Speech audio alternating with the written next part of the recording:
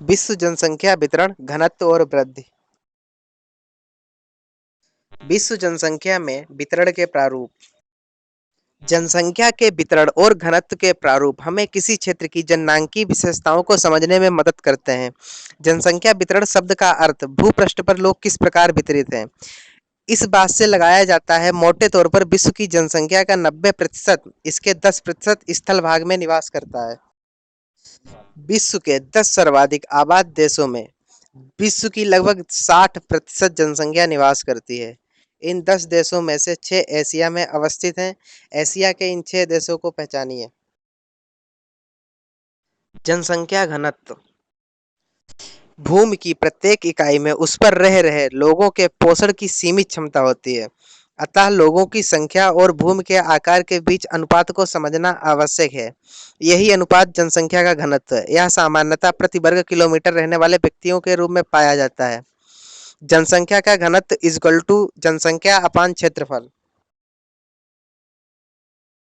उदाहरण के लिए प्रदेश का क्षेत्रफल 100 वर्ग किलोमीटर है और जनसंख्या 1,50,000 है। जनसंख्या का घनत्व इस प्रकार निकाला जाएगा। घनत्व बराबर 1,50,000 अपान 100, 1500 व्यक्ति प्रति वर्ग किलोमीटर। इससे प्रदेश के बारे में आपको क्या पता चलता है, आइए नीचे ग्राफ में दिखाते हैं। क्या आप अवलोकन कर रहे हैं कि कुछ क्षेत्र वास्तव में सघन बसे हैं? ये विश्व के सघन आबाद क्षेत्र हैं जिनमें प्रति वर्ग किलोमीटर 200 से अधिक व्यक्ति निवास करते हैं। ये संयुक्त राज्य अमेरिका का उत्तर पूर्वी भाग, यूरोप का उत्तर पश्चिमी भाग तथा दक्षिणी दक्षिणी पूर्वी और पूर्वी एशिया के भाग हैं। उत्तरी और दक्षिणी ध्रुवों के निकट उष्ण और शीत, मरुस्थल और विषुवत रेखा के निकट उच्च वर्षा के अन्य क्षेत्रों में जनसंख्या का घनत्व अत्यंत कम है। ये विश्व के विरल जनसंख्या वाले प्रदेश हैं जहां प्रति वर्ग किलोमीटर एक व्यक्ति से भी कम लोग रहते हैं। इन दो प्रकार के क्षेत्रों के बीच मध्यम घनत्व के क्षेत्र हैं। इनमें जनसंख्या घनत्व 11 से 50 व्यक्ति प्रति वर्ग किलोमीटर पाए जाते हैं। एशिया में पश्चिमी चीन, दक्षिणी भारत तथा यूरोप में नॉर्वे और स्वीडन जैसे ऐसे क्षेत्रों के कुछ उदाहरण हैं। नीचे मानचित्र में दिखाते हैं, अन्य क्षेत्रों को पहचानिए।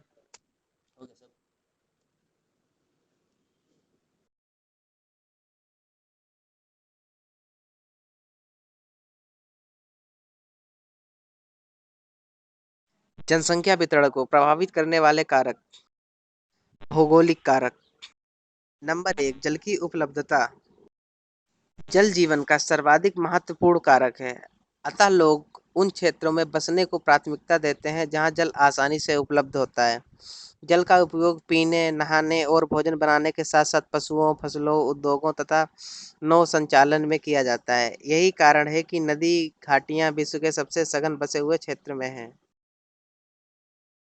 नंबर 2, भू आकृति। लोग समतल मैदानों और मंद ढालों पर बसने को वरीयता देते हैं। इसका कारण यह है कि ऐसे क्षेत्र फसलों के उत्पादन, सड़क निर्माण और उद्योगों के लिए अनुकूल होते हैं। पर्वतीय और पहाड़ी क्षेत्र परिवहन तंत्र के विकास में अवरोधक हैं, इसलिए प्रारंभ में कृषिगत और औद्योगिक विकास के लिए अनुकूल नहीं होते। अतः इन क्षेत्रों में कम जनसंख्या पाई जाती है। गंगा का मैदान विश्व के सर्वाधिक सघन जनसंख्या वाले क्षेत्रों में से एक है, जबकि हिमालय के पर्वतीय भाग विरल जनसंख्या वाले क्षेत्र हैं। नंबर 3, जलवायु।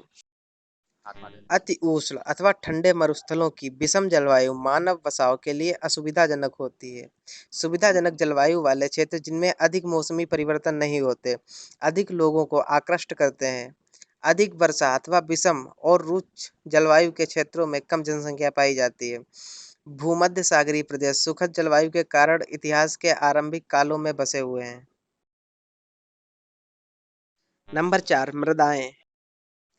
उपजाऊ मृदाएं कृषि तथा इनसे संबंधित क्रियाओं के लिए महत्वपूर्ण हैं। इसलिए उपजाऊ दोमट मिट्टी वाले प्रदेशों में अधिक लोग निवास करते हैं, क्योंकि ये मृदाएं गहन कृषि का आधार बन सकती हैं। क्या आप भारत में उन क्षेत्रों के नाम बता सकते हैं जहां कम उपजाऊ मृदा के कारण विरल जनसंख्या पाई जाती है?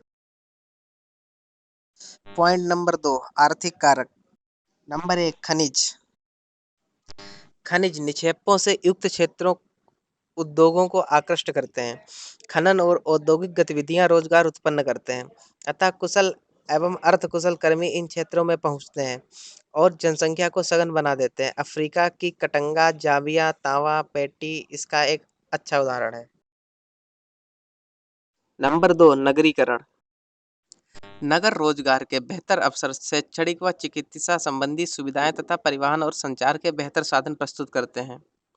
अच्छी नागरिक सुविधाएं तथा नगरीय जीवन के आकर्षण लोगों को नगरों की ओर खींचते हैं।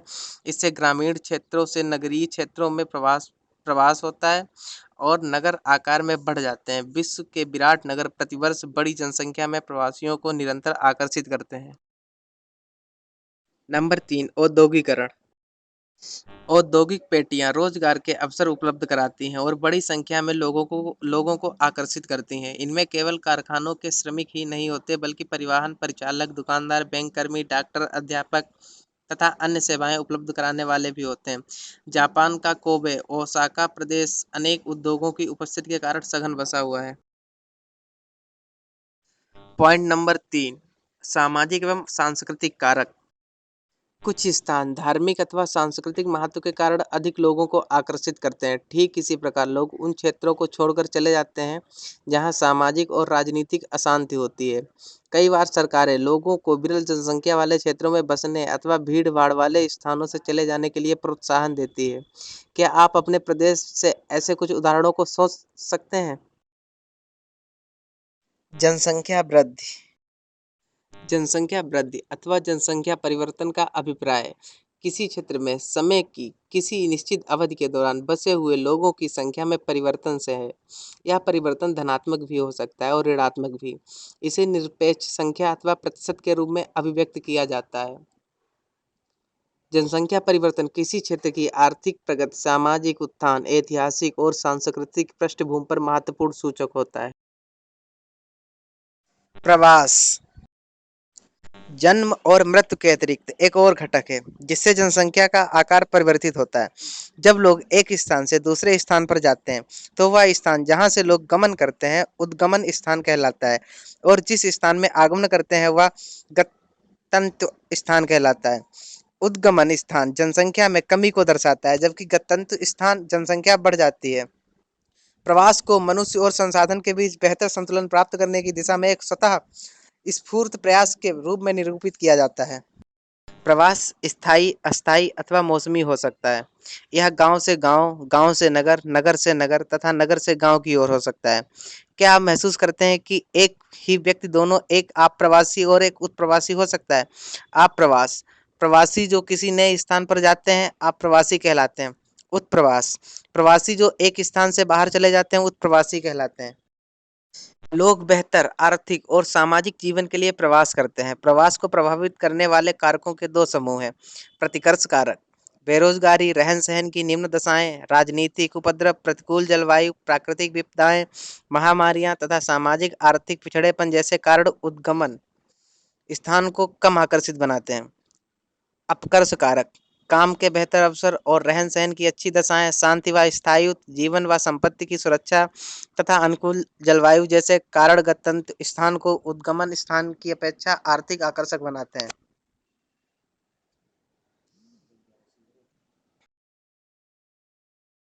जनसंख्या परिवर्तन के घटक। जनसंख्या परिवर्तन के 3 घटक हैं: जन्म, मृत्यु और प्रवास। अशोधित जन्म दर सीबीआर को प्रति हजार स्त्रियों द्वारा जन्म दिए जीवित बच्चों के रूप में व्यक्त किया जाता है। इसकी गणना इस प्रकार की जाती है: अशोधित जन्म दर इक्वल किसी वर्ष में जीवित जन्म अपान किसी क्षेत्र में विशेष वर्ष के मध्य जनसंख्या इंटू 1000। मृत्यु दर जनसंख्या परिवर्तन में सक्रिय भूमिका निभाती है। जनसंख्या वृद्धि केवल बढ़ती हुई जन्म दर से नहीं होती, अपितु घटती हुई मृत्यु दर से भी होती है। अशोधित मृत्यु दर किसी क्षेत्र में मृत्यु दर को मापने की एक सरल विधि है। अशोधित मृत्यु दर को किसी क्षेत्र में किसी वर्ष के दौरान प्रति हजार जनसंख्या के पीछे मृतकों के रूप में अभिव्यक्त किया जाता है। अशोधित मृत्यु दर की गणना इस प्रकार की जाती है: अशोधित मृत्यु दर इक्वल टू किसी वर्ष विशेष में मृतकों की संख्या अपान उस वर्ष के मध्य में अनुमत जनसंख्या इंटू 1000। मोटे तौर पर मृत्यु दर किसी क्षेत्र की जननांकीय संरचना, सामाजिक उन्नति और आर्थिक विकास के स्तर द्वारा प्रभावित होती है।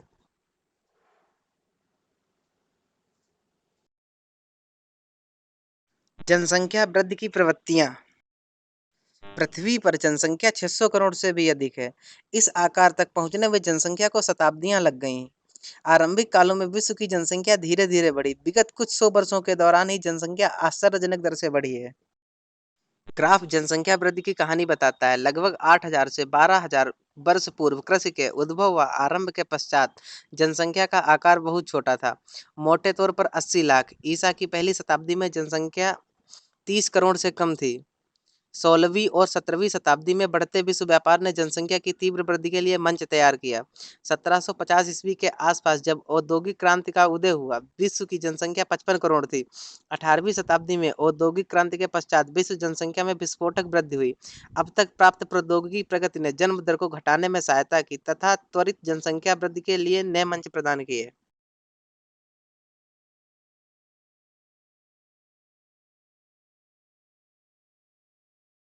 विश्व में जनसंख्या के 2 गुना होने की अवधि।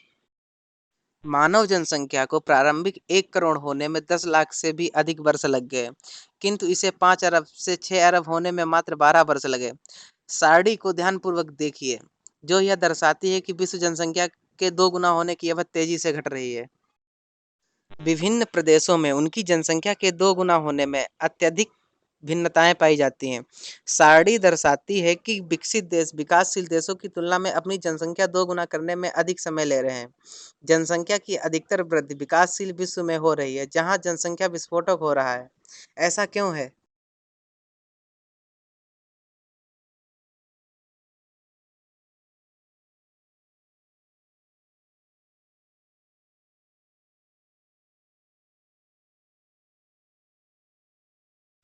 जनसंख्या परिवर्तन के स्थानिक प्रारूप।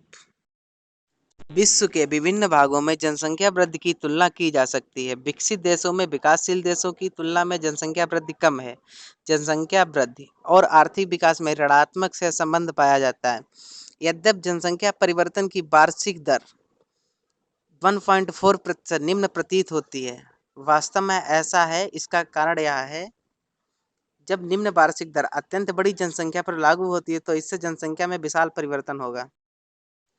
यद्यपि वृद्धि दर निरंतर घटती रहे, तो भी कुल जनसंख्या प्रतिवर्ष बढ़ती है। प्रसव के दौरान मृत्यु दर की भांति शिशु मृत्यु दर में भी वृद्धि हो सकती है।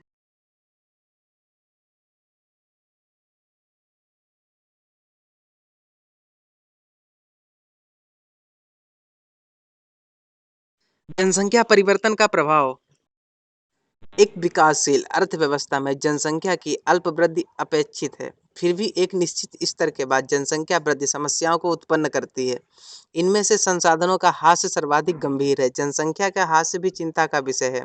यह इंगित करता है कि वे संसाधन जो पहले जनसंख्या का पोषण करते थे, अब उस जनसंख्या के पोषण में सक्षम नहीं रहे। एड्स या HIV, acquired immune deficiency syndrome जैसी घातक महामारियों ने अफ्रीका स्वतंत्र राष्ट्रों के राष्ट्रमंडल सीआईएस के कुछ भागों को एशिया में मृत्यु दर बढ़ा दी और औसत जीवन प्रत्याशा घटा दी। इससे जनसंख्या वृद्धि धीमी हुई। भारत की वार्षिक जनसंख्या वृद्धि दर 1.9% है। इस दर पर भारत की 1 अरब जनसंख्या 36 वर्षों में दोगुनी हो जाएगी। कुछ विकसित राष्ट्रों को अपनी जनसंख्या दोगुनी करने में 318 वर्ष लगेंगे, जबकि कुछ देशों में अभी भी दोगुनी होने के लक्षण दिखाई नहीं दे रहे हैं। जननांकीय संक्रमण। जननांकीय संक्रमण का सिद्धांत उपयोग किसी क्षेत्र की जनसंख्या के वर्णन तथा भविष्य की जनसंख्या के पूर्वानुमान के लिए किया जा सकता है।